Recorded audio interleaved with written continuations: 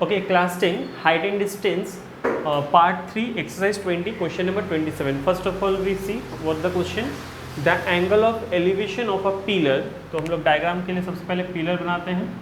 The angle of elevation of a pillar from a point A on the ground, यानी ground पे point A बना हुआ है और एंगल एलिवेट कर रहा है, तो कितना बन रहा है 45 degree. Clear. Okay. From a point B diametrically opposite to A, एक पॉइंट बी है जो कि पूरा ए के अपोजिट पे है और लिखा हुआ भी देखिए on the other side of the pillar, यानी पिलर के दूसरे साइड. तो यहाँ पे हम लोग बी लिख दे रहे हैं. तो ये जब एलिवेट करें तो कितना बन रहा है 60 बन रहा है. तो और इन दोनों के बीच का डिस्टेंस आप देख सकते हैं. And the given find the height of the pillar, यानी पिलर का आपको हाइट निकालने के लिए कहा गया है. और given that distance between A and B, और ए से लेकर बी के बीच में कितना का डिस्टेंस है 15 मीटर का डिस्टेंस है. तो ए बी ए मेंशन किया, इसको सी लिख देते हैं, इसको डी लिख देते हैं. तो आपको दो ट्राइंगल दिखाई दे रहा है, एक ये और एक ये. तो हम लोग शुरू करते हैं. In triangle A D C. Okay, in triangle A D C अगर हम लोग लेते हैं तो इसमें आपको tan 45 equals to height by base, ये रहा हाइट और ये रहा बेस, यानी C D by A D. तो tan 45 का 1, तो C D by A D, इसका मतलब हो गया A D equals to C D, यानी इसका वैल्यू और इसका वैल्यू दोनों का सिमिलर सेम आएगा. तो हम लोग निकालते हैं वहीं से. ओके, अब आते हैं दूसरा ट्राइंगल की ओर. In triangle C D B, जहाँ पे tan 60 इक्वल्स टू, ये रहा tan 60 और इसमें भी हाइट है निकालना है हमको और बेस हमको पता है, तो सी डी, और बेस की जगह हम लोग लिखते हैं B D.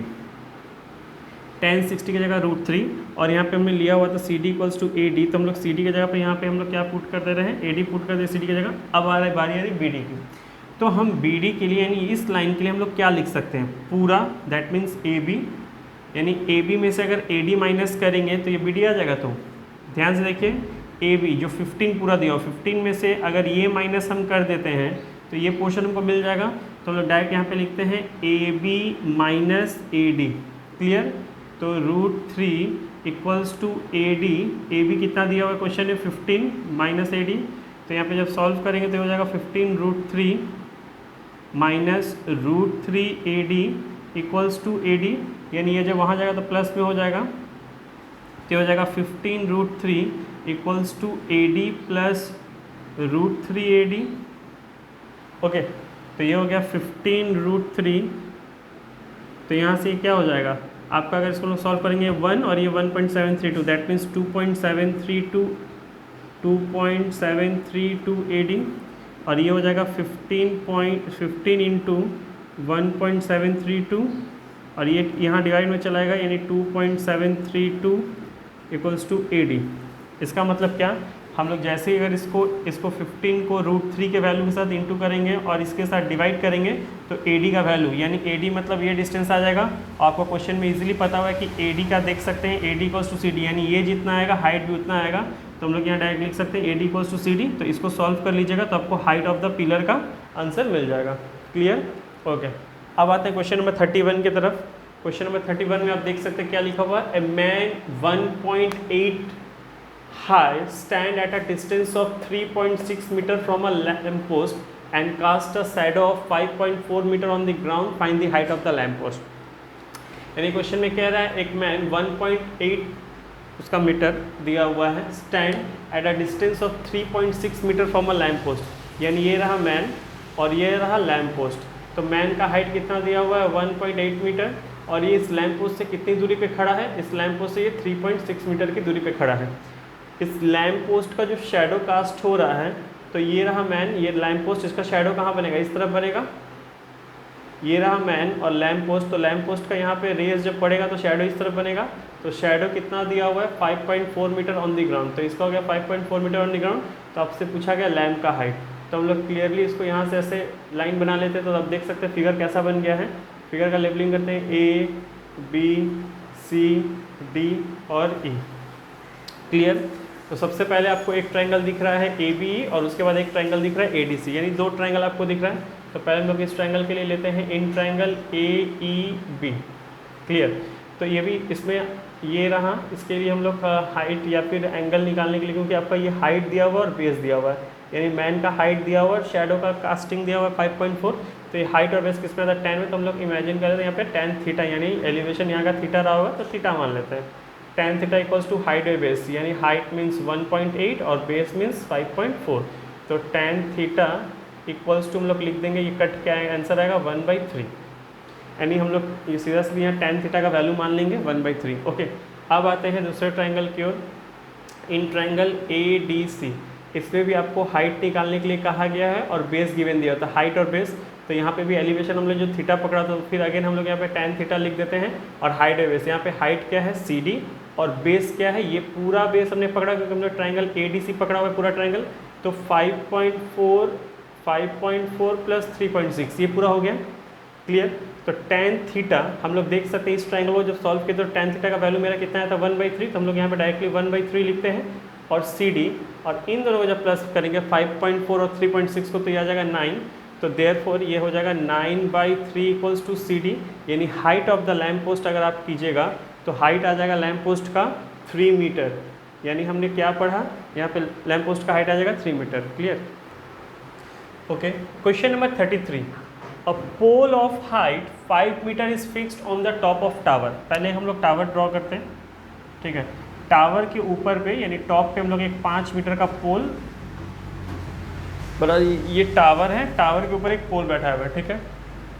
The angle of elevation of the top of the pole as observe from point on the ground is 60 degree, यानी एक ग्राउंड से अगर आप पोल पे ऑब्जर्वेशन कर रहे हैं तो यहाँ पे कितना बन रहा है 60 डिग्री, क्लियर।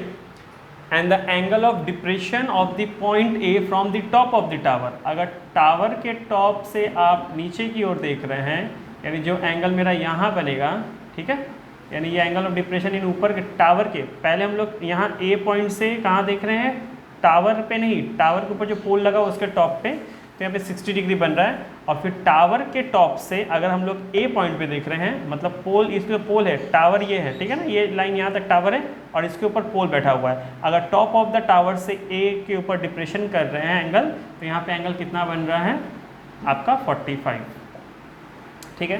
तो एक इमेजनरी लाइन ऐसे ड्रॉ रहता है ताकि अल्टरनेट 1 के यहाँ पे 45 आ जाए, क्योंकि यहाँ पे आपका डिप्रेशन होता है तो 45 यहाँ बनता है।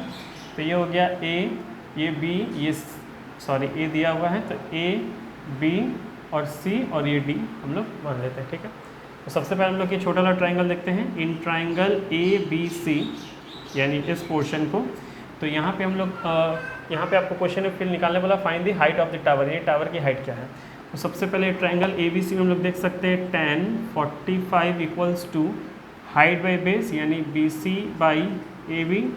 tan 45 का वैल्यू 1 यानी BC बाई AB, यानी AB equals to BC, clear, यानी ये दोनों इक्वल हो गया। ओके, अब जब बड़ी वाले ट्राइंगल लेते हैं यानी इन ट्राइंगल ABD, तो हम लोग लिख सकते हैं tan 60, क्योंकि हम लोग यहाँ से जब एंगल ऑब्जर्व करें इस पर तो कितना बन रहा है 60 बन रहा है, तो इसका हाइट क्या हो जाएगा पूरा BD और नीचे हो जाएगा AB। तो tan 60 के जगह हम लोग क्या लिख सकते हैं √3, BD means what 5 plus BC यानी 5 प्लस BC, तो हम लोग लिख सकते हैं 5 प्लस BC।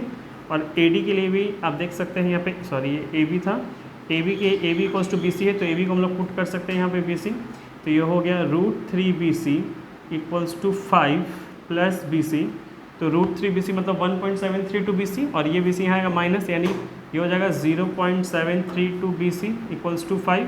तो BC अगर आपको निकालना है तो 5 डिवाइड बाई 0.732 कीजिएगा तो आपका टावर का हाइट यहाँ पे चला आएगा, क्लियर। ओके, अब आते हैं क्वेश्चन नंबर 38 की तरफ। क्वेश्चन नंबर 38 बहुत इंटरेस्टिंग है, इसको आराम से समझना है और सब इसको हम क्लियर कर रहे हैं यहाँ पे। क्वेश्चन नंबर 38 में आप देख सकते हैं लिखा हुआ है an aircraft is flying at a constant height change नहीं कर रहा, सेम हाइट पे एक एयरक्राफ्ट फ्लाइंग कर रहा है with a speed of 360 kilometre, यानी एयरक्राफ्ट का स्पीड दे दिया गया 360 kilometre per hour from a point on the ground, यानी सपोज कीजिए आप एक ग्राउंड पे हैं और यहाँ से इस एयरक्राफ्ट, ये रहा एयरक्राफ्ट को अगर आप एंगल एलिवेट कर रहे हैं तो आपको यहाँ से ये रहा एयरक्राफ्ट और हम यहाँ पे लाइन ड्रॉ कर दे रहे हैं जस्ट ये हाइट का, कि इतने हाइट पे हम यहाँ एक पॉइंट A यहाँ पे है, एयरक्राफ्ट यहाँ पे है, यहाँ से एंगल एलिवेट कर रहे हैं तो यहाँ पे कितना डिग्री बन रहा है 45 डिग्री बन रहा है, क्लियर। उसके बाद कह रहा है आफ्टर 20 सेकेंड, तो पहले हम लोग इसको यहाँ पे कंप्लीट करते हैं ABC, आगे जो बनेगा देखते हैं। तो यहाँ पे हम लोग देखते हैं in triangle ABC tan 45 equals to height by base, height मतलब BC बाई ए बी, यानी 1 equals to B C by A B, यानी A B equals to B C. ये हम लोग का हो गया। ठीक है, अब आगे क्वेश्चन पढ़ते हैं। After 20 second the angle of elevation was to be observe to be 30 degree, यानी जैसे ही हम लोग थोड़ा देर बाद, क्योंकि एयरक्राफ्ट जो है 20 सेकेंड में मूव कर गया होगा, यहाँ तक सपोज करते हैं कांस्टेंट हाइट पे बोला गया, सेम हाइट पे, तो यहाँ से जब हम एंगल को अगेन एलिवेट कर रहे हैं, ये रहा यहाँ पे एयरक्राफ्ट को, तो यहाँ पे फिर कितना बन रहा है 30 डिग्री। तो इसको यहाँ पे भी हम लोग ऐसे लाइन ड्रॉ कर देते हैं और इसको लिख देते हैं डी और ई। ठीक है, तो इतना तो पता है क्योंकि हाइट बोला गया, कांस्टेंट हाइट पे ही वो फ्लाइट आप देख सकते हैं लिखा हुआ है, aircraft is flying as a constant height, इसलिए सेम हाइट रखे हुए हैं। तो यहाँ से बी सी का जो हाइट होगा और बी डी का जो हाइट होगा दोनों इक्वल होगा, तो हम लोग ये मान सकते हैं B C equals to D E. ये तो पहले हम लोग जान लेते हैं कि ये जितना होगा ये भी उतना ही होगा, सेम हाइट पे जो एयरक्राफ्ट है वो फ्लाई कर रहा है। क्लियर। अब आते हैं इस बड़े ट्राइंगल पे। तो यहाँ पे क्या बोला गया था, 20 सेकेंड्स के अंदर, सिर्फ ओनली 20 सेकेंड्स के अंदर ये एंगल यहाँ से ये जो 45 एंगल बना रहा था वो अब कितना हो रहा है, 30 हो रहा है। क्लियर। 20 सेकेंड्स के अंदर, तो हम लोग का टाइमिंग दिया हुआ है 20 सेकेंड्स और एयरक्राफ्ट का जो स्पीड दिया हुआ वो दिया हुआ है 360 किलोमीटर पर आवर। ये सेकेंड में किलोमीटर पर आवर है, तो इसको भी हम लोग मीटर पर सेकेंड में चेंज करते हैं, तो 360 इंटू 5/18 ऐसे करेंगे तो हम लोग का मीटर पर सेकेंड में चेंज हो जाएगा, यानी ये हो जाएगा 100 मीटर पर सेकेंड। यानी इसका स्पीड भी निकालें हम लोग मीटर पर सेकेंड, यानी डिस्टेंस का फॉर्मूला हो जाता है स्पीड इंटू टाइम, यानी 100 इंटू टाइम दिया हुआ है 20, तो ये हो जाएगा 2000 मीटर। यानी हमको ये समझ में आया कि इतना ही देर में प्लेन यहाँ से जो एयरक्राफ्ट है वो यहाँ से कितना डिस्टेंस ट्रैवल कर लिया है, 2000 मीटर। क्लियर। 2000 मीटर यहाँ पे ट्रैवल कर लिया, तो ये 2000 मीटर है, तो ये भी 2000 मीटर हम लोग यहाँ पे लिख देते हैं, यानी इतना दूर 2000 मीटर पे। अब लोग आते हैं बड़े ट्राइंगल पे। बड़ा ट्राइंगल क्या लिखा हुआ है, in triangle A D E. A D में हम लोग लिख देंगे tan 30 equals to D E by A D. D E ये रहा और यहाँ से ए डी पूरा। ठीक है, तो tan 30 का मतलब कितना हो गया, 1/√3, और डी ई की जगह डी ई लिख दे रहे हैं, और ए डी की जगह पे हम लोग क्या लिख सकते हैं, A B plus B D. A B plus B D, और बी डी के लिए हम लोग कितना कैलकुलेट करके लाए हैं, 2000, तो यहाँ पे 2000 लिख दिए। ओके, और आप देख सकते हैं यहाँ पे ए बी के जगह पे क्या लिख सकते हैं हम लोग, बी सी, और बी सी के जगह पे क्या लिख सकते हैं, डी। तो यहाँ पे 1/√3, तो डी के जगह हम लोग डायरेक्ट यहाँ पे डी ई जो लिखे हुए हैं, ए बी को रिप्लेस करके हम लोग बी सी लिख सकते हैं, और बी सी को रिप्लेस करके अगेन हम लोग डी लिख सकते हैं, क्योंकि हम लोग जानते हैं बी सी का वैल्यू और डी का वैल्यू दोनों क्या होगा, इक्वल होगा। तो यहाँ पे ए बी की जगह डायरेक्ट लिख देते हैं डी ई प्लस 2000।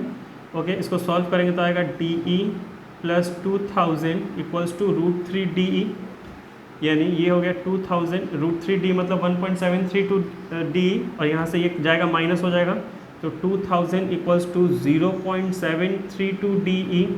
ठीक है, तो therefore D E equals to 2000 by 0.732। इसको अगर राउंड में अप्रॉक्स में निकालेगा तो आंसर आएगा 2732 मीटर।